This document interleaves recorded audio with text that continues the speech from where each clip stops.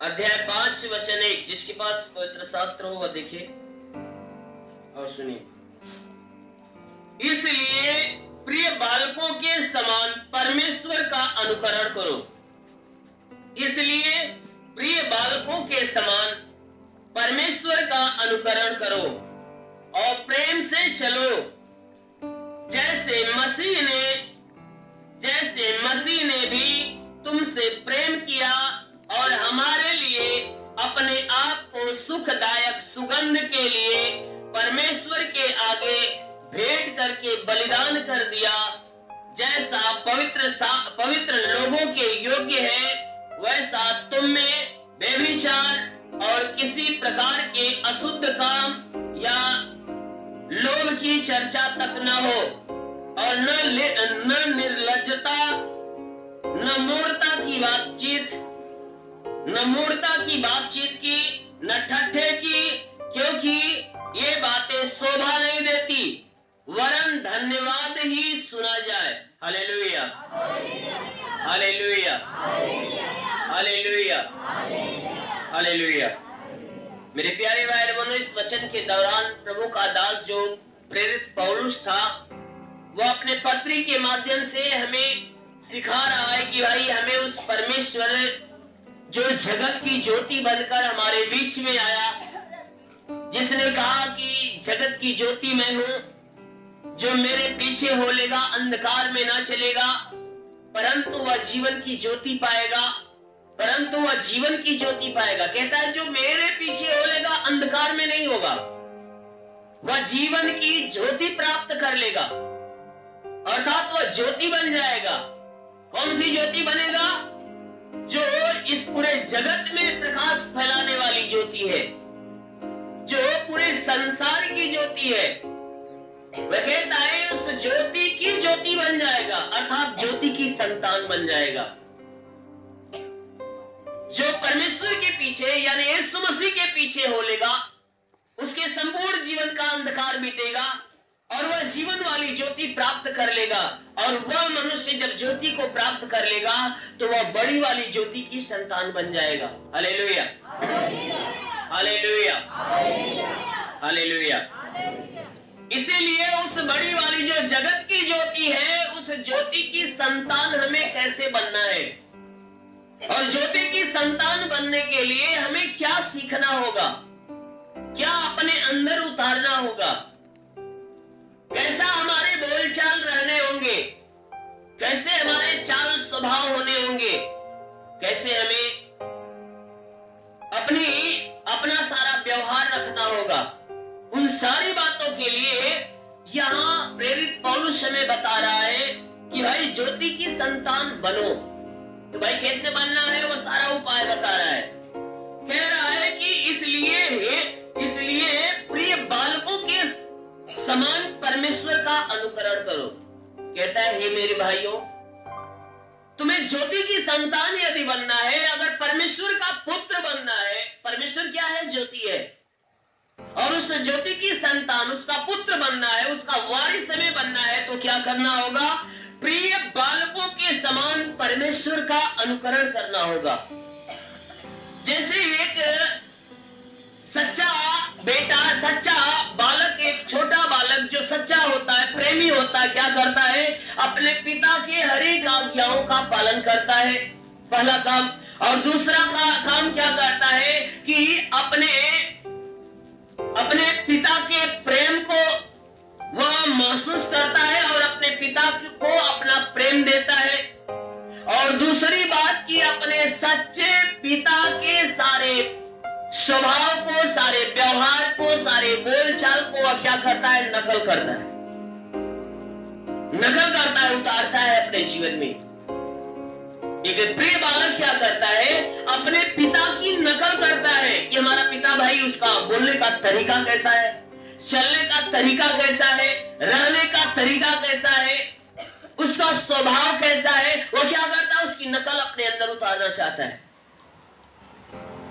और चाहत के साथ साथ वैसा करता भी है। और देखने वाले क्या करते हैं? जब उस पिता की बेटे के सारे जीवन को देखते हैं तो कहते हैं देखो भाई वह फलाना जो है कि फला मनुष्य का बेटा है, कैसे देखो उसका पिता जैसे भला था वह भी क्या है, अपने पिता के समान भला है, ठीक अपने पिता के समान यह स्वभाव रखता है। वैसे जैसे पिता क्या करता है, मीठी बातें बोलता है, एक दूसरे से प्रेम करता है, वैसे उसका बेटा भी उसका भी स्वभाव उसका भी व्यवहार ऐसा है। तो उसी प्रकार ये वचन हमें बता रही है कि भाई कह रहा है कि प्रिय बालकों के समान परमेश्वर का अनुकरण करो। Hallelujah, hallelujah, hallelujah. और आगे वचन कह रही है कि प्रेम से चलो।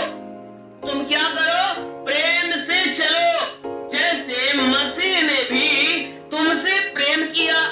जैसे मसीह ने क्या किया, तुमसे प्रेम किया। वचन कह रही है कि जैसे मसीह ने तुमसे प्रेम किया और हमारे लिए अपने आप को सुखदायक सुगंध के लिए परमेश्वर के आगे भेंट करके बलिदान कर दिया। किसको बलिदान कर दिया? अपने आप को। किसको? Hallelujah, hallelujah. वचन कह रही है कि तुम कैसे प्रेम करो, जैसे मसीह ने तुमसे प्रेम किया है। मसीह ने हमसे कैसा प्रेम किया, वह बात ये प्रेम के बारे में वह वचन बताती है जो यूहन्ना अध्याय 3 की 16 वचन है। यूहन्ना अध्याय 3 की 16 वचन को देखोगे तो परमेश्वर ने हमसे कैसा प्रेम किया है वो वचन दर्शा रही है। क्या कहती है? क्योंकि परमेश्वर ने जगत से ऐसा प्रेम किया, जगत के लोगों से ऐसा प्रेम किया कि उसने अपना इकलौता पुत्र दे दिया, ताकि जो कोई उस पुत्र पे विश्वास करे वह नाश न हो परंतु अनंत जीवन पाए। Hallelujah, hallelujah, hallelujah. जो कोई उस भेजे गए पुत्र के ऊपर विश्वास करेगा वह अनंत जीवन पाएगा, नाश नहीं होगा, मृत्यु नहीं पाएगा, जीवन पाएगा। ठीक उसी बातों को यहाँ वचन बता रही है कि जैसे मसीह ने क्या किया, तुमसे प्रेम किया। परमेश्वर ने किसको भेजा? मसीह को भेजा। क्या करने के लिए? हमें बचाने के लिए।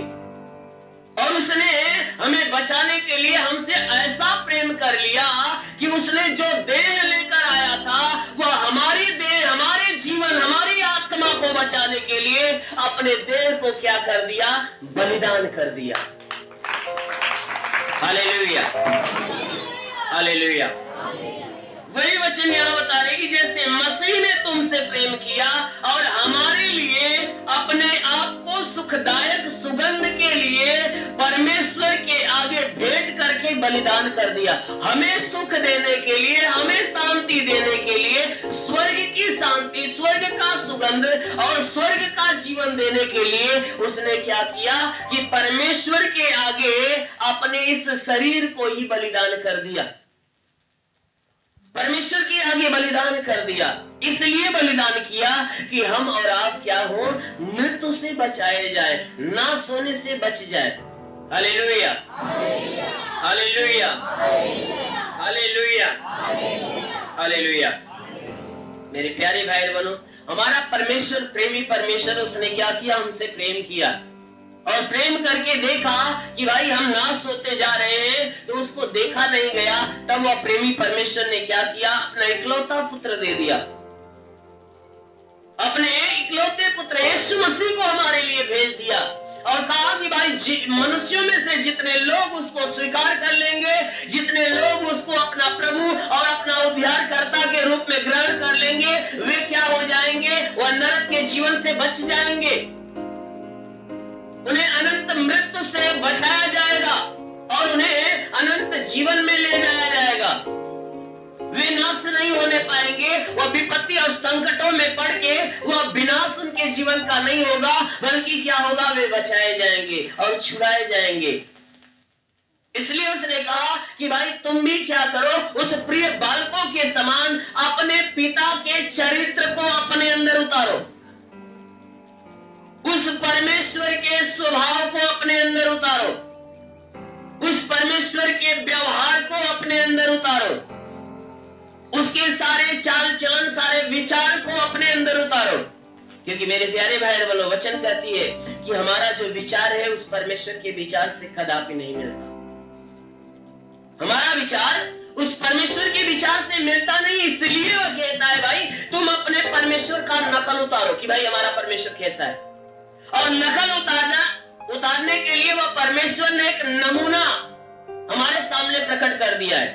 क्या करके? अपने इकलौते पुत्र यानी यीशु मसीह को हमारे बीच में भेजकर उसने क्या दिखाया है? कहा जैसा उसने तुम्हारे बीच में रह के किया तुम भी क्या करो, उसके सारे आचरण को अपने अंदर उतारो, सारे स्वभाव को उतारो, सारे चरित्र, सारे व्यवहार को अपने जीवन में उतार लो और चलो।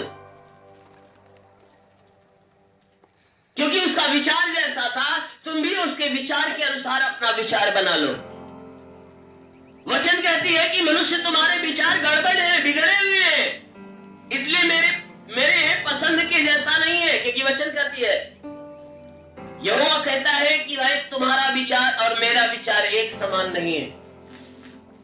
पवित्र शास्त्र कहता है कि तेरा विचार और मेरा विचार एक समान नहीं है, और न ही तेरी दृष्टि, न ही तेरी गति और न ही मेरी गति एक जैसी है।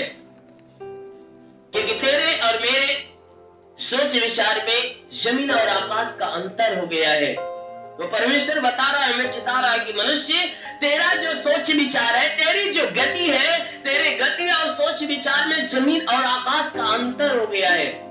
इसलिए तू क्या कर, मेरी समानता में बन जा।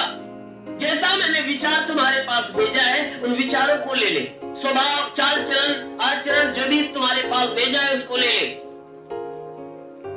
मेरे प्यारे भाई बहनों, सर्वप्रथम ऐसा नहीं था।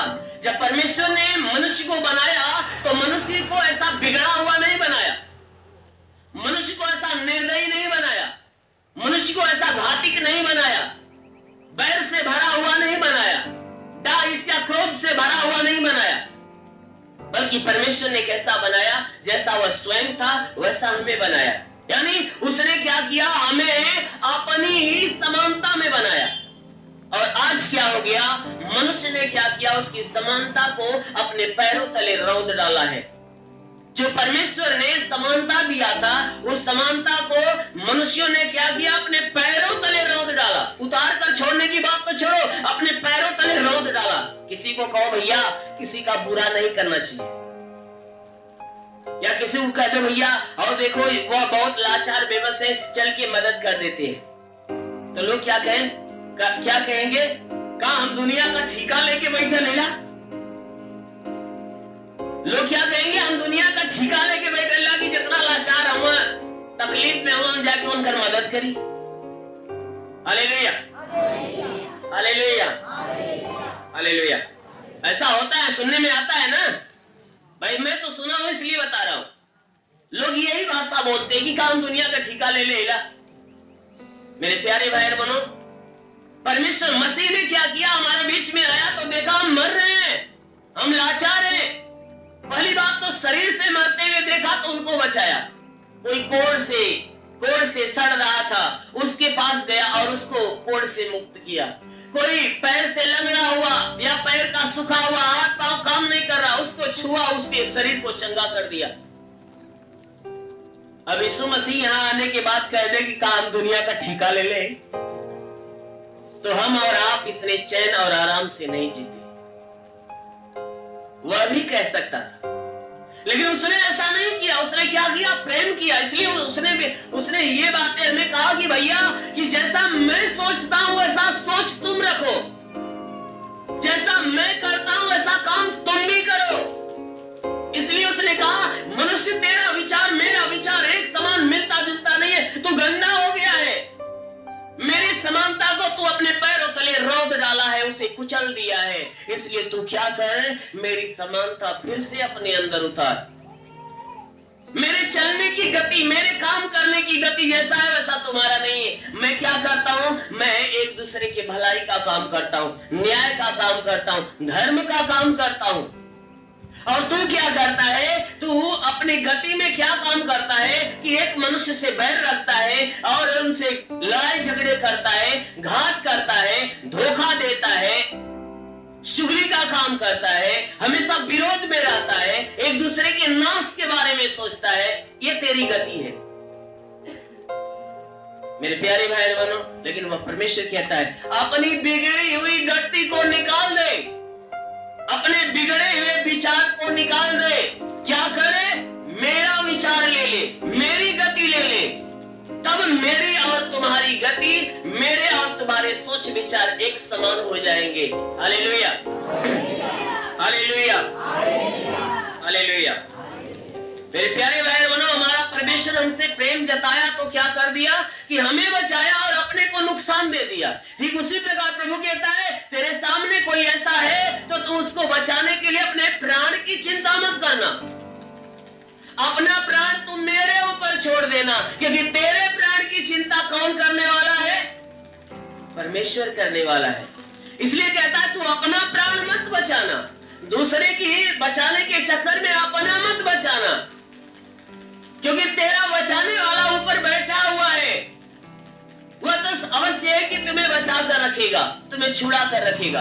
Hallelujah, hallelujah. इसलिए आगे वचन क्या कह रही है कि जैसा पवित्र लोगों के योग्य है तुम, वैसा तुम में, जैसा पवित्र लोगों के योग्य है वैसा तुम में व्यभिचार और किसी प्रकार के अशुद्ध काम या लोभ की चर्चा तक न हो। जैसे पवित्र लोगों के अंदर क्या होता है, ये सारा गुण नहीं होता है, ना उनके अंदर लोभ होता है, ना ही उनके अंदर है कोई अशुद्ध बातें उनके जुबान से निकलती है, नहीं उनका मन अशुद्ध होता है, किसी के बारे में बुरा सोचते नहीं, और ना ही उनके भीतर व्यभिचार की भावना होती है। जो भाई होते हैं वह बहनों को अपनी बहन की दृष्टि से देखते हैं, और जो बहनें होती है भाइयों को अपने भाई की दृष्टि से देखती है। वैसा ये प्रभु वचन कह रही है कि जैसा पवित्र लोग हैं जो उनके लिए योग्यता की बातें हैं, उनकी योग्यता क्या है कि भाई उनके मन भी पवित्र है, उनके चाल चलन पवित्र है, उनके स्वभाव पवित्र है, और उनके जुबान भी पवित्र है। इसलिए तुम क्या करो, उस योग्यता को अपने अंदर उतारो, और जब योग्यता तुम्हारे अंदर होगी तो तुम्हारे अंदर व्यभिचार के काम नहीं होंगे, और ना ही तुम्हारे अंदर किसी भी प्रकार की अशुद्धियां होगी, कोई भी प्रकार की अशुद्धता काम नहीं करोगे, और ना ही तुम्हारे अंदर से लोभ की बातें उत्पन्न होगी, ना ही तुम्हारे जुबान से और ना ही तुम्हारे मन से। कहता है कि जब वह योग्यता तुम्हारे अंदर आ जाएगी तो ये काम नहीं होंगे। Hallelujah, hallelujah, hallelujah, hallelujah. जैसे मान लीजिए पहले कोई आदमी कोई छोटी मोटी दुकान करके अपना जीवन यापन करता था, और आज कोई बहुत बड़ा अधिकारी पद पे हो गया, तो वह क्या करेगा? फिर चाहे वह जो कि छोटा वाला काम करेगा नहीं करेगा। क्यों? क्योंकि वह योग्यता को पा जाता है, तो वह योग्यता के अनुसार जीवन जीता है। ठीक उसी प्रकार परमेश्वर की वचन कहती है कि पवित्रता की जो योग्यता है, उन योग्यता को तू अपने अंदर उतारो, और पहले वाला गंदा काम तुम्हारे अंदर नहीं होना चाहिए। पहले क्या थे? तुम पापी थे और पाप में गिरे हुए थे, आज तुम परमेश्वर को पा गए हो, मसीह को पा गए हो, और मसीह तुम्हारे अंदर आ गया है, और तुम मसीह के अंदर आ गए हो, तो तुम्हारी योग्यता क्या हो गई है? बढ़ गई है। तुम्हारी योग्यता बढ़ गई है। इसलिए जब तुम्हारी योग्यता बढ़ गई है तो तुम्हें अब पाप करने की जरूरत। Hallelujah, hallelujah, hallelujah. भाई किसी को जरूरत है? भाई जब वह योग्यता मिल गई है, वह क्षमा वाली आशीष से मिल गई है, आपका गुनाह क्षमा हो गया, आप पवित्रताई में आ गए, आपको स्वर्ग के मार्ग पे खड़ा कर दिया गया, आपको स्वर्ग वाला लाइसेंस दे दिया गया, तो आपको फुटपाथ पे चलने की जरूरत है? नहीं चलने की जरूरत है, आपको हवा में उड़ने की जरूरत है। Hallelujah, hallelujah, hallelujah. इसीलिए यह वचन कह रही है कि जैसे पवित्र लोगों की योग्यता है तो तुम भी पवित्र कर दिए गए हो, तो उन योग्यताओं को तुम अपने अंदर उतारो। ये नहीं कि तुम्हारे अंदर व्यभिचार की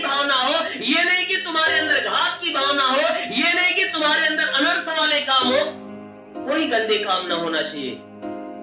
अगर तुम उस पवित्र परमेश्वर की संतान बन रहे हो, उस पवित्र परमेश्वर को अपने जीवन में उतार लिए हो, उसके दास हो या उसके सेवक बन गए हो, तो उसके सारे गुण तुम्हारे अंदर होना चाहिए।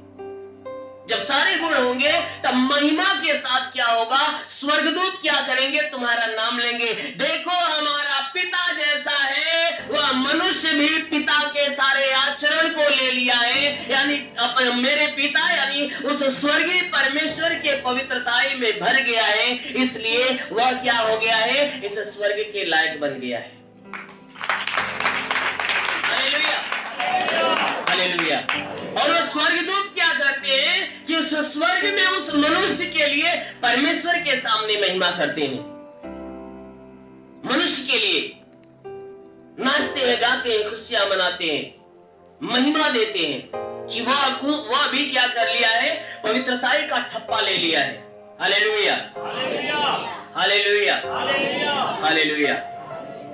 इसलिए मेरे प्यारे भाई बहनों, परमेश्वर की वचन का की उन योग्यताओं को अपने अंदर लो, ताकि ये योग्यता तुम्हें क्या करे, पवित्र ठहराए, तुम्हारे अंदर गंदे काम ना हो। अगर हम गंदे काम करते रहेंगे तो हम पवित्र आत्मा को क्या करेंगे, दुखी करेंगे।